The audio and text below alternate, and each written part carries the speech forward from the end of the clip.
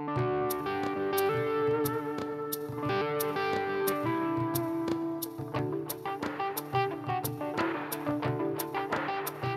friends, welcome to Raising Lifelong Learners. I'm your host, Colleen Kessler, and this is the podcast where I encourage you to trust yourself and your differently wired kiddos as you help cultivate their curiosity, encourage them to discover the world around them, embrace who they are wired to be, all while helping them discover their passions, interests, and raise them to become the amazing adults they're meant to be.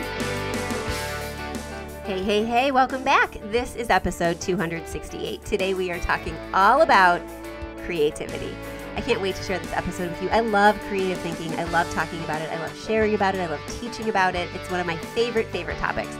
It is the fifth of the 6-episode series we've got going on the 6 key learning skills from my brand new book, The Homeschool Advantage, a child-focused approach to raising lifelong learners. You can grab it anywhere books are sold. And I'd love it if you have the book and have read it, if you'd go to Amazon or any of your online book resources and leave a review so others can hear about the book and get the word out there. But today we're talking about creativity. We have already talked about collaboration, communication, content, and critical thinking. If this is the first time you're tuning in, go back a few episodes and check out the beginning of this series because it's a great one. You're going to love it. We're going to get on with this episode, but first, if you haven't had a chance to, check out CTC Math. CTC Math has been sponsoring us for a while now. I am a happy customer. I have been paying for my subscription for about 7 years. We love CTC Math. It is a great resource for our neurodivergent family. I'm going to talk a little bit more about it later in this episode, but I really encourage you to at least visit their website and thank them for sponsoring us and keeping this podcast going because we really do appreciate their work and the support that they give to the homeschooling community in general. All right, pop those earbuds in, go for a walk, take a break, and let's get on with today's episode.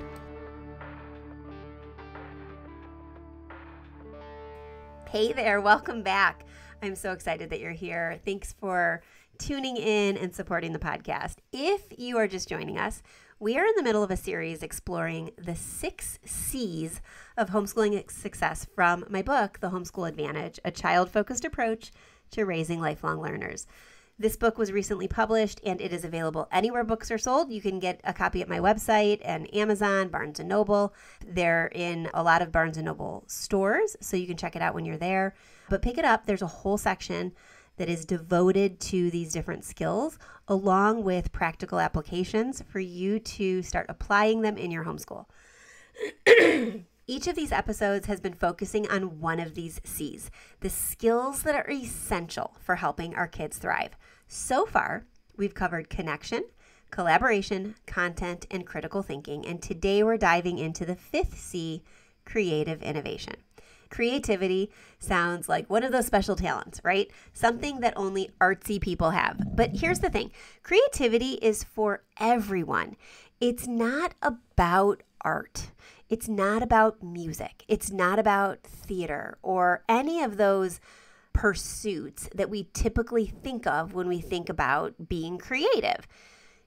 Now, don't get me wrong. Those pursuits definitely require creativity, but creativity is about looking at things differently. It's about coming up with new ideas, finding innovative solutions. It's bigger than just the producing of something artistic. It's for everyone. Everybody has the ability to think creatively, and creativity is something that we can grow. We can improve our creative thinking skills, and we can encourage our kids to think outside the box, which is a standard of creativity, right? Instead of just looking for the problem and the solution or the right answer to the question, we can help our kids think about different options and different scenarios. When we think about creativity, so many of us imagine artists, musicians, inventors, those people who are seen as naturally creative. But like I said before, creativity isn't limited to the arts.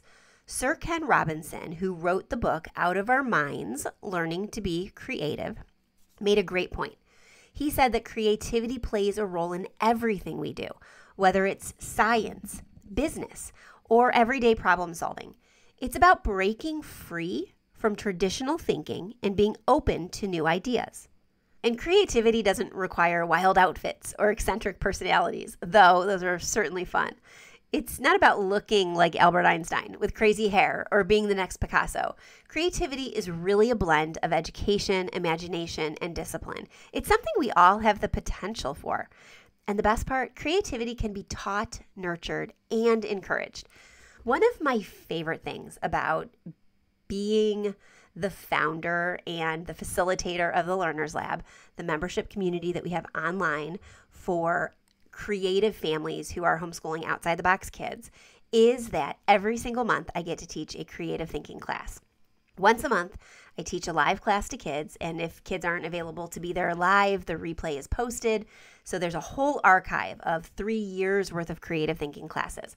And all of these classes focus on different aspects of developing creative thinking skills. Sometimes it's a journaling entry or a journaling exercise. Sometimes it's really truly a think outside the box exercise.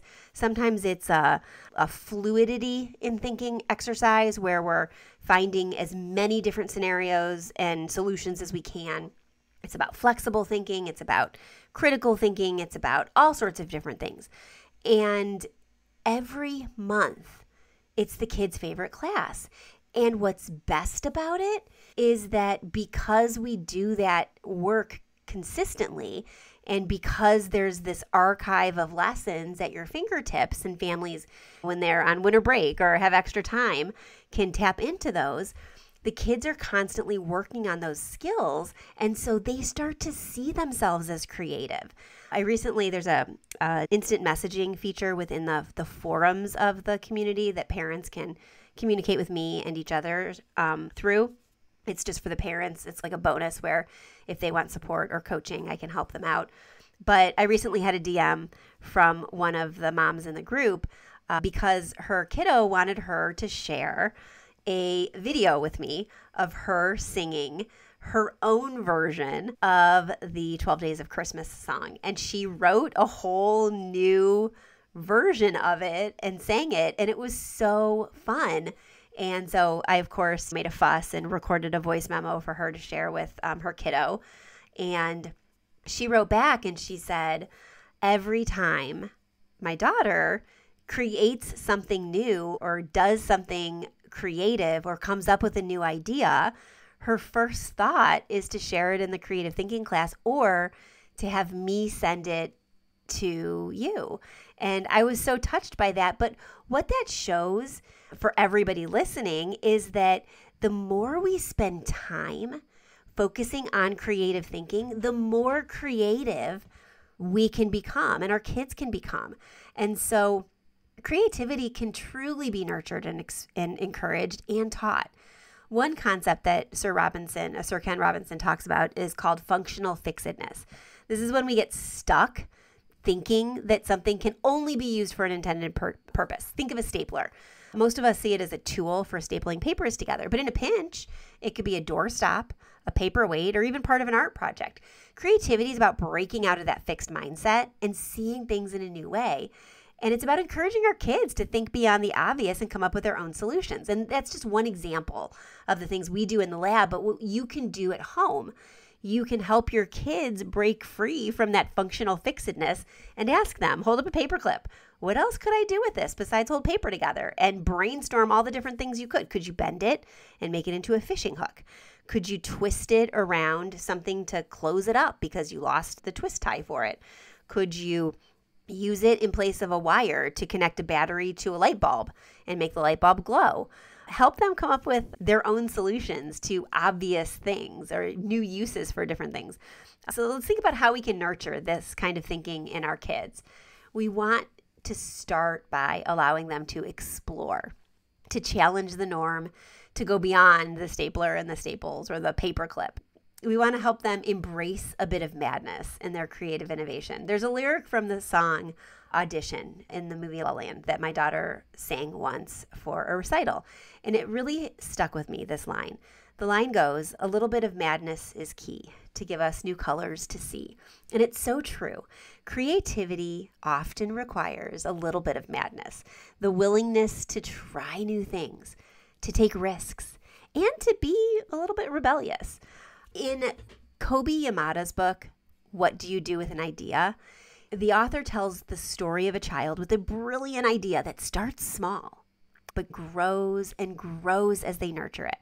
It's a beautiful reminder that creativity isn't always neat and tidy. It's often messy, a little wild, and filled with unknowns. But that's also what makes it exciting.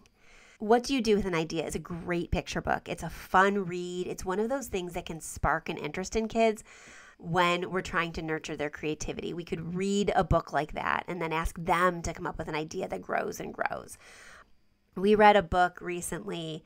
It's a book that was designed to be used in like classroom settings. So it's not like a storybook that you'd sit down with a lot or often, but it's a really good jumping off point for the idea that creativity is often just thinking about something in a unique way or a different way. And the activity is available in the archives of the Learner's Lab. There's actually 2 versions of it using 2 different books from a similar series.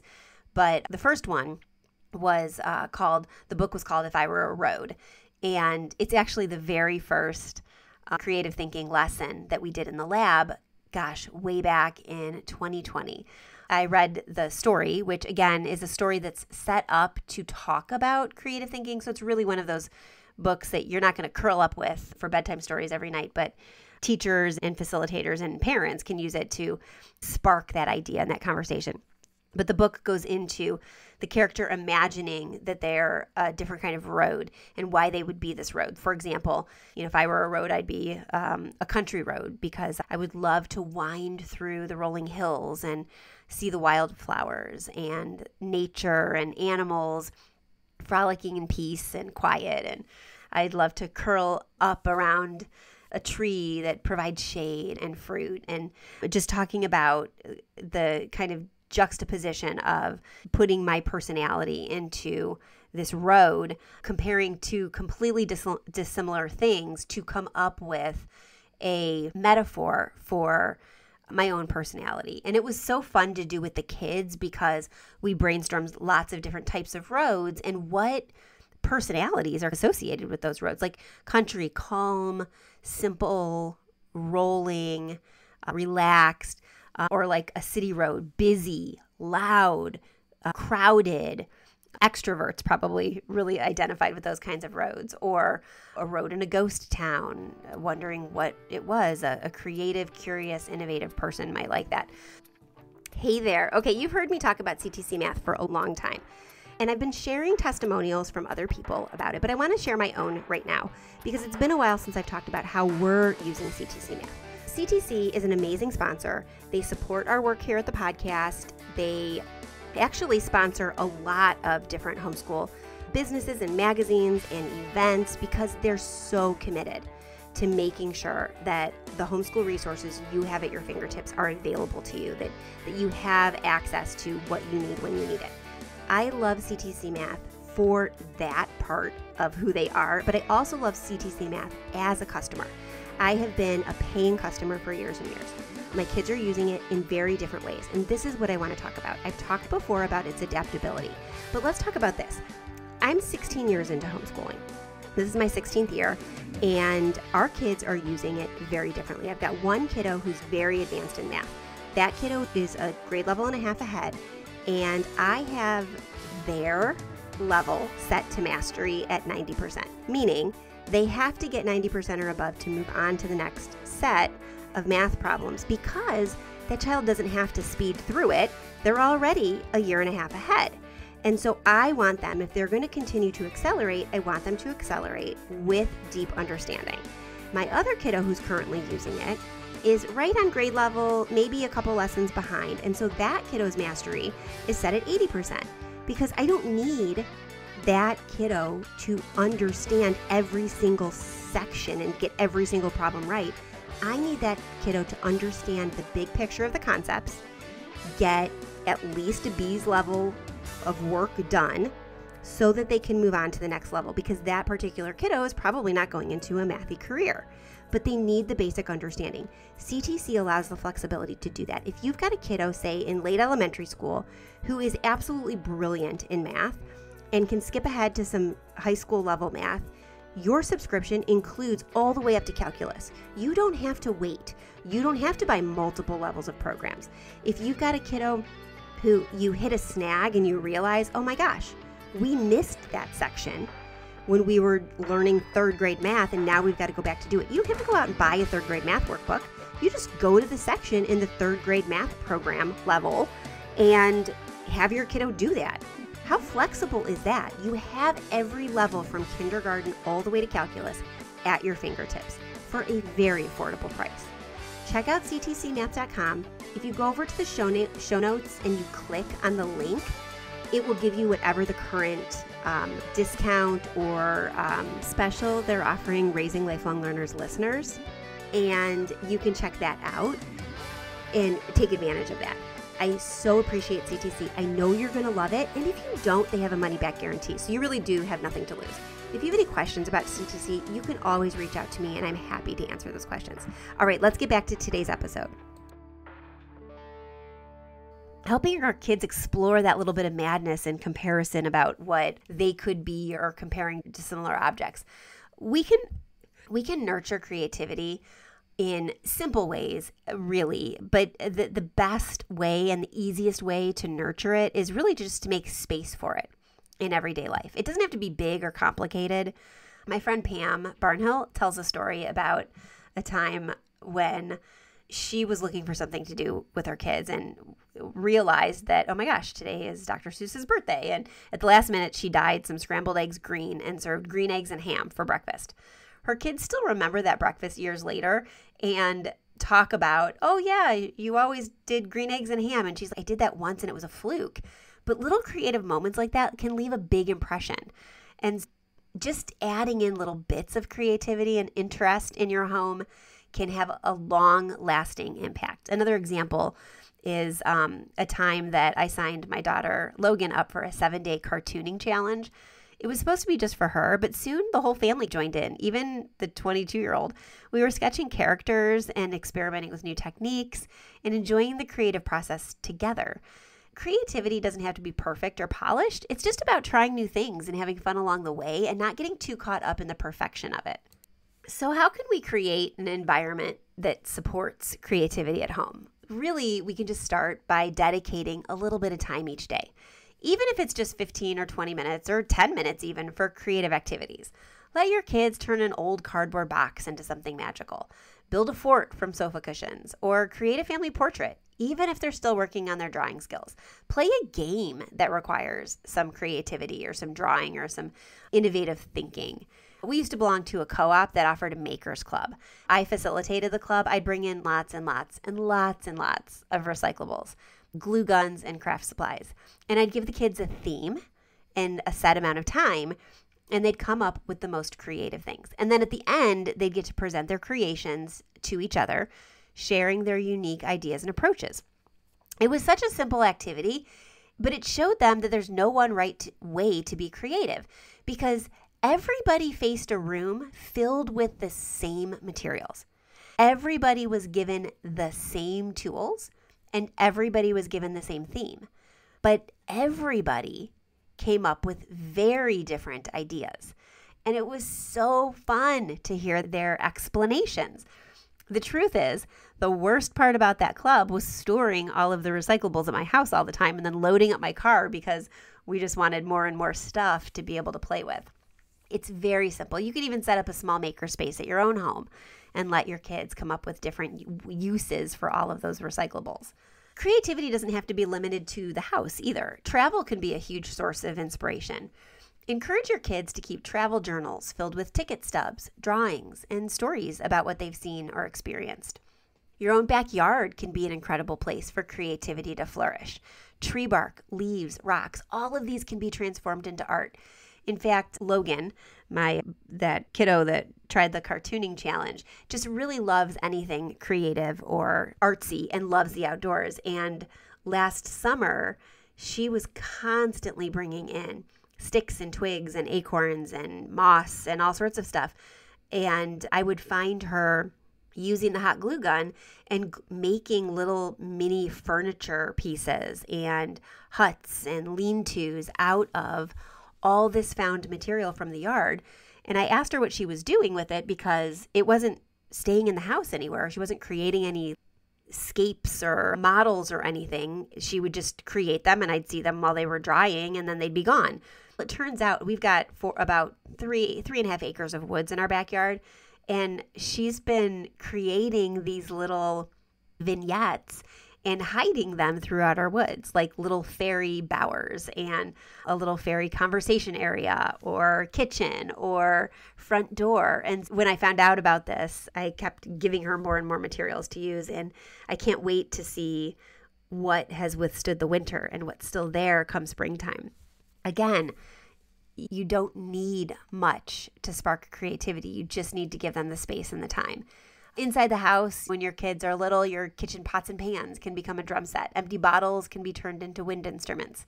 Little things like this can make a big difference. When you encourage your kids to see everyday items in new ways, you're teaching them to think outside the box. If you want to inspire creativity, you can take your kids to museums, library exhibits, and community art displays.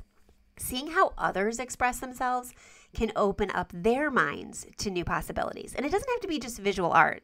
Getting involved in music, drama, and dance can spark creativity. You can play games like charades, put on mini family plays or talent shows, or just have fun exploring creative expression together. These experiences not only nurture your child's creativity, but it also helps them to develop empathy, observation skills, and a sense of wonder. Creative thinkers see the world differently. They find patterns, they make connections, and they imagine possibilities where others see limits. Creative thinkers are often the ones who carve out their own unique paths in life. They're the freelancers, the entrepreneurs, the ones who don't just follow the crowd. When we cultivate creativity in our kids, we're helping them develop the confidence to dream big and the resilience to keep going, even when things don't go as planned. This is especially important for our neurodivergent kids. They already might feel like they're on a different path, but by nurturing their creativity, we're giving them the tools they need to shape their own futures, to make a difference in the world in the way that they're uniquely designed to make that difference, and to do it in a way that's authentic to who they are and who they want to be. Remember, creativity is not just for artists, it's for anyone who wants to think differently, solve problems, and bring new ideas to life. Whether it's a small moment like coloring outside the lines or a big project like building a fort, creativity is about exploration, experimentation, and yes, a little bit of madness. In the next episode, we're going to dive into the final C, confidence, and we're going to talk about why confidence is so important for our kids and how we as homeschooling parents can help them build it in a way that's both resilient and real. The best thing is that the more collaborative and communicative and content-driven, full of creative and critical thinking we build our homeschools, the more confident our kids become. So all of these skills feed into each other to create the best and brightest and most well-rounded kids and encourages them to be lifelong learners. There are resources over on the show notes for this episode at raisinglifelonglearners.com/podcast with connections to tons and tons of things related to creativity. So make sure you check that out and make sure you're subscribed so you don't miss the next episode. And if you enjoyed today's podcast and somebody that would benefit from some of these ideas and the encouragement to help them nurture that creativity in their own kids, consider sharing it with a friend or leaving a rating or review because it really does help us get the word out about the podcast. I want to thank CTC Math for continuing to sponsor us. We're so appreciative of them. And I want to encourage you too, if you're looking for a community, join us in the Learners Lab because this is what we talk about all the time. But at least grab a copy of my book so you can read more about it and get some practical applications to add it into your own homeschool. All right, if you've got some ideas for future episodes, don't forget that over on the show notes, you can also leave me a voicemail message or drop me a message that goes straight to my email so I know what topics you want to hear about so you can help your neurodivergent kids. Homeschool in a creative, innovative way, and you can raise a lifelong learner who is ready to tackle the world and be true to their authentic selves. I hope you have a great week. I'm so proud of you. You are a great parent and you're raising great kids. Enjoy them, and I will talk to you soon. Bye for now.